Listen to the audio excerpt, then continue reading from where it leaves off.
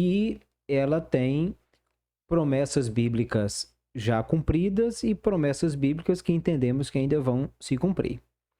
Igreja é outro povo, é constituído a partir de Jesus Cristo, embora a gente olhe às vezes para o Antigo Testamento e alguém até faça alguma referência à palavra congregação, que às vezes aparece lá, mas igreja é neotestamentária. Inclusive, o apóstolo Paulo disse que era um mistério, que estava oculto, né?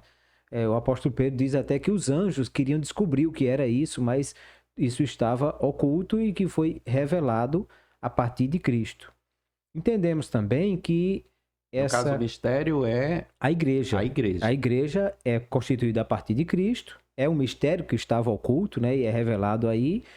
E o apóstolo Paulo faz distinção clara entre essas coisas, né? Paulo escreve aos Coríntios 10:32, ele diz que os irmãos devem se portar de maneira a não dar escândalo nem a judeus, nem a gregos, nem à igreja de Deus.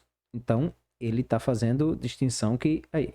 Aos Efésios, o apóstolo Paulo faz uma distinção muito interessante, porque ele disse que os gentios estavam fora da aliança e que Jesus quebrou o muro de separação. Muitos comentaristas entendem que a referência que Paulo está fazendo é o muro que havia no templo de Herodes, que separava o átrio dos gentios. É um muro que havia uma inscrição em grego e hebraico dizendo que qualquer gentio que ultrapassasse aquele muro corria risco de morte e respondia pela sua própria vida. Então, o gentio não podia ultrapassar aquele muro e, portanto, não podia chegar mais próximo do templo. Havia o pátio, o átrio das mulheres, dos homens e depois só os sacerdotes. E ele diz que Jesus quebrou esse muro de separação e diz assim, de ambos os povos, fez um. Ora, ambos os povos quais? Israel De um lado, gentios do outro, e ele fez igreja. Então, entendemos que Israel é distinto da igreja.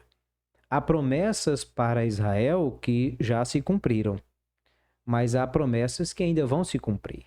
Porque a Bíblia fala sobre um derramamento do Espírito Santo sobre Israel, que de Jerusalém vai sair a lei, e que isso entendemos que vai acontecer por ocasião do milênio. Por enquanto, isso não é real.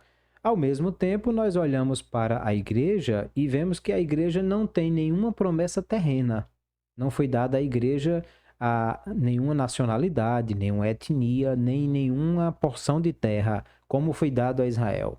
Mas a promessa para a igreja é celestial. Então, o dispensacionalismo clássico entende que Israel é um povo com um propósito, uma história e uma promessa e profecias a respeito, e igreja é outro povo com outro propósito, outra história e profecias a respeito também. eu achei interessante, agora que eu me lembrei de um comentário, acho que de Spurgeon, que ele falou que Israel, houve um pacto com Israel e há um pacto com a igreja, né? Aí ele dizia assim, que o antigo pacto era um pacto de prosperidade. Pensando lá em Deuteronômio 28, né? Isso, As bênçãos, bênção, bênção, bênção, né? perfeito.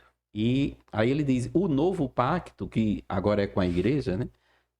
Não é um pacto de prosperidade, é um pacto de adversidade, onde estamos sendo desmamados deste mundo. Sim. Ele usa essa expressão, Perfeito, né? Perfeito. Então é isso mesmo. A igreja não tem promessa terrena. Ao mesmo tempo, nós olhamos para Israel, pensa em doutrina da salvação. Nós olhamos para Israel e dizemos, ele foi eleito, assim como Cristo foi eleito. Né? A eleição para a igreja é em Cristo, mas nós olhamos para a eleição em Cristo tendo como parâmetro Israel como eleito, como uma eleição dentre os povos, né? Só para dizer que, claro, Israel não foi eleito para a salvação. Eleito para a salvação foi a igreja em Cristo. Mas o modelo de separação que Deus usa para a igreja em Cristo é o mesmo modelo de eleição que Deus usou para Israel, que dentre os povos ele escolheu uma nação para, através dessa nação, executar um plano, que nós entendemos que esse plano ele inclui as duas entidades ou duas instituições, né? Israel e igreja. Uma não substitui a outra, nem uma é a continuidade da outra. Então, isso é interessante para a gente entender que, assim, nós temos uma dívida, vamos dizer assim, com Israel, no sentido daquilo que Israel nos trouxe de legado para o cristianismo, e entender que quando a igreja equivocadamente se propõe a uma ideia antissemita, né, de ser contra Israel, esquece-se que o Senhor Jesus, nosso Salvador e amado, que deu a sua vida por nós, é um judeu. Eu poderia até dizer assim que a igreja é eleita em Cristo, mas Israel foi a nação eleita para trazer Cristo. Perfeito, exatamente. E aí eu não posso me colocar numa condição de dizer assim, não, eu sou contra Israel, ou Israel a igreja ter uma posição antissemita, como inclusive já teve no passado, né, em algumas situações, sem esquecer que Jesus é um judeu. Então, se eu me coloco contra Israel, como que eu abraço um judeu para ser o meu Senhor e Salvador e sou contra a nação de onde ele saiu? Então, o projeto de Deus inclui os dois, né? Israel e igreja, só que um não substituiu o outro, porque a continuidade vai existir tanto de um contra o outro. Propósitos diferentes e histórias diferentes, mas o mesmo plano divino. Agora, quando o senhor diz assim que um não substitui o outro, é porque existe uma visão que pensa assim, né? Isso, porque a ideia de que o apóstolo Paulo fala sobre a questão de nós somos o Israel de Deus, né? E aí alguém diz assim, é porque Israel veio até aqui e foi substituído agora, todo o projeto de Deus é para a igreja.